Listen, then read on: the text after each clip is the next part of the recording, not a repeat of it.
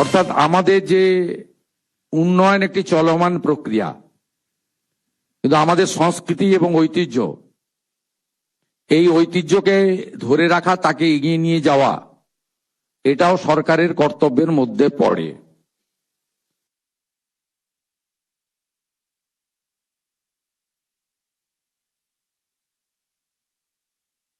স্বাভাবিকভাবে এই পশ্চিমবঙ্গ শুধুমাত্র সাংস্কৃতিক রাজধানী ভারতবর্ষের একটা সময় ছিল তা নয়। পশ্চিমবঙ্গ আধ্যাত্মিক আন্দোলনের একটি বড় ভূমি। এখানেই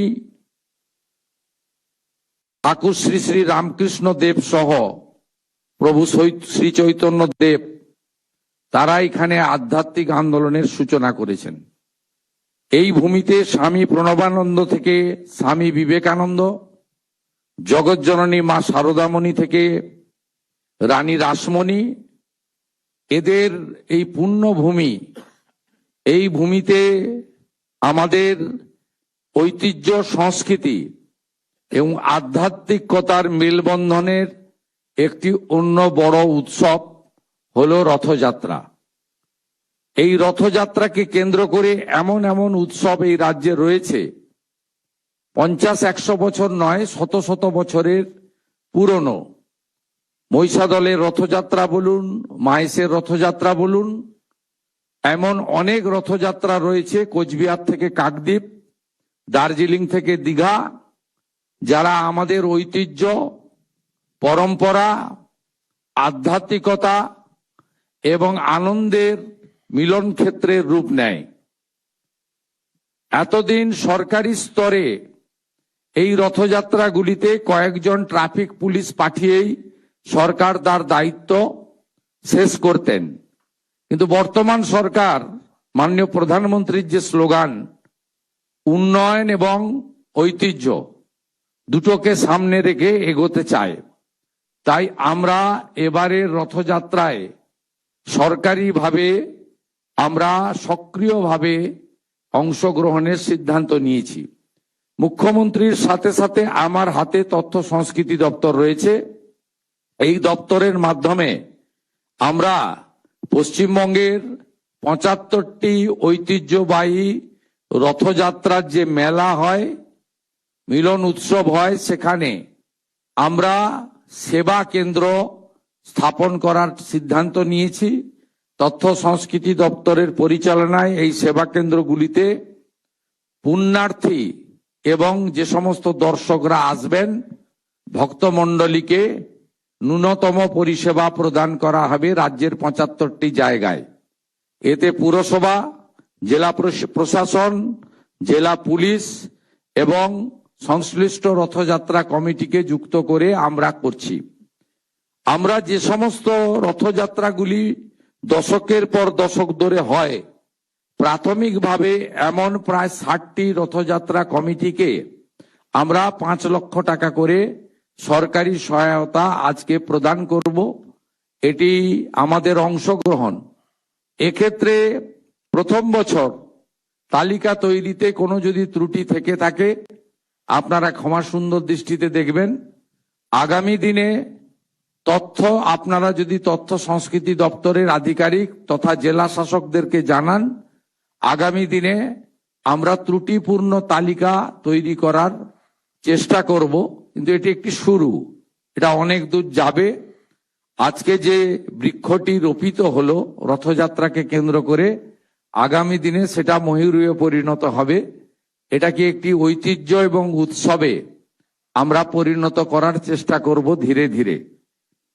আপনাদের আমি যে সমস্ত ঐতিহ্যবাহী রথযাত্রা কমিটি আজকে সরকারের এই সামান্য যোগদানে কিছুটা উপকৃত হলেন, তাদেরকে আমি বলবো যে পুরনো ঐতিহ্যবাহী রথগুলো রক্ষণাবেক্ষণ, সংস্কারের প্রয়োজন রয়েছে। সেই কাজে আপনারা এই সামান্য অর্থ ব্যয় করবেন, এটা আমি আশা করব। অনেক জায়গায় বিশেষ করে কাঠের নির্মিত রথগুলিতে সংরক্ষণের প্রয়োজন রয়েছে। আমি একটি জায়গা থেকে খবর পাই, অতএব সেটাতে আপনারা করবেন। ভবিষ্যতেও সরকার এই ক্ষেত্রে তার হস্ত প্রসারিত করবে। এবারের বাজেটে আমরা তীর্থক্ষেত্র সার্কিট নামে একটি ব্যবস্থা রেখেছি। আমাদের ঐতিহ্যশালী মঠ মন্দির ইত্যাদি সংস্কার এবং মুর্শিদাবাদের কিরিটেশ্বরী সহ অনেকগুলি প্রাচীন মন্দির যার পুরনো ঐতিহ্য এবং ইতিহাস রয়েছে, তাদের পুনর্সংস্কার এবং হেরিটেজের আওতায় আনার ক্ষেত্রে আমরা উদ্যোগ গ্রহণ করেছি। এক্ষেত্রেও আগামী দিনে পশ্চিমবঙ্গে এই তীর্থক্ষেত্র সার্কিটের ক্ষেত্রে গুরুত্বপূর্ণ কাজ হবে আগামী 2 বছর ধরে। এর জন্য প্রাথমিকভাবে এই বর্ষে 1000 কোটি টাকা আমরা ধর্মীয় স্থানগুলিকে রক্ষণাবেক্ষণ, সংরক্ষণ, উন্নতি করার জন্য 1000 কোটি টাকা আমরা বরাদ্দ করেছি। আমরা ভারত সেবাশ্রম সংঘের হসপিটালগুলিকে আয়ুষ্মান ভারতের এনলিস্টের মধ্যে অন্তর্ভুক্ত করেছি। আমরা রামকৃষ্ণ মঠ ও মিশন পরিচালিত বিভিন্ন বিদ্যালয়, বিশ্ববিদ্যালয়, কৃষি বিদ্যালয়, তাদের যে কিছু প্রস্তাব ছিল সেই প্রস্তাব আমরা গ্রহণ করেছি। স্বামী বিবেকানন্দের যে জন্মস্থান সিমলা, সেখানেও আমরা একটি 5 কোটি টাকা কর্পাস ফান্ড তাদেরকে দেওয়ার সিদ্ধান্ত নিয়েছি। কারণ ওই ক্ষেত্র আমাদের কাছে পুণ্যভূমি, সেই পুণ্যভূমিকে রক্ষণাবেক্ষণ করার ক্ষেত্রে তাদের সমস্যা হচ্ছে, সেক্ষেত্রেও সরকার কিছুটা এগিয়ে এসেছে। বলতে গেলে অনেক সময় লাগবে, আমি দীর্ঘ বক্তব্য রাখবো না। আমি আপনাদের সকলকে রথযাত্রার অভিনন্দন জানিয়ে আরেকটি ঘোষণা দিয়ে শেষ করব। এবারে শ্রাবণ মেলা, শ্রাবণ মাসে জলযাত্রীরা যান। আমি ভারতবর্ষের বহু রাজ্যে দেখেছি সরকারিভাবে এই যে আস্থার একটি বড় পরম্পরা, তাকে কিভাবে সরকার সহযোগিতা করে। আমরা এতদিন ধরে এই রাজ্য বঞ্চিত ছিল। আমরা এবারে শেওড়াফুলি থেকে তারকেশ্বর যাওয়ার পথে প্রতি 5 কিলোমিটার অন্তর অন্তর সেবা কেন্দ্র স্থাপন করছে সরকার, এবং তারকেশ্বর ধামে আমরা প্রায় 15 কোটি টাকার কাজ করছি ওখানে আমাদের বাবা ধামকে সাজানোর জন্য। আমরা 3টি ক্ষেত্রকে বিশেষভাবে এই জলযাত্রী যারা শ্রাবণ মাসে যাবেন বেছে নিয়েছি। একটি জলপাইগুড়ি জলপেশ মন্দিরকে কেন্দ্র করে, একটি ভুটান সীমান্তে আমাদের জয়ন্তী এলাকাতে, আর একটি তারকেশ্বরে।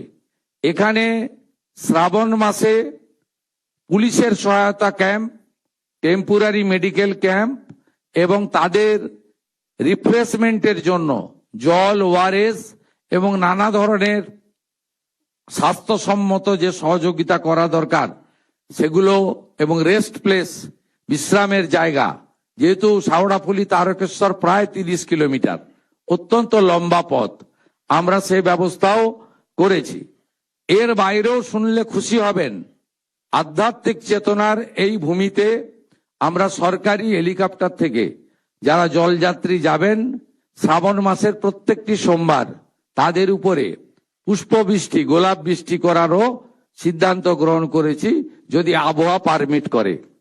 আপনাদের সকলকে অভিনন্দন জানিয়ে আগামী 14 তারিখ তারকেশ্বর ধামে আমি উপস্থিত হব।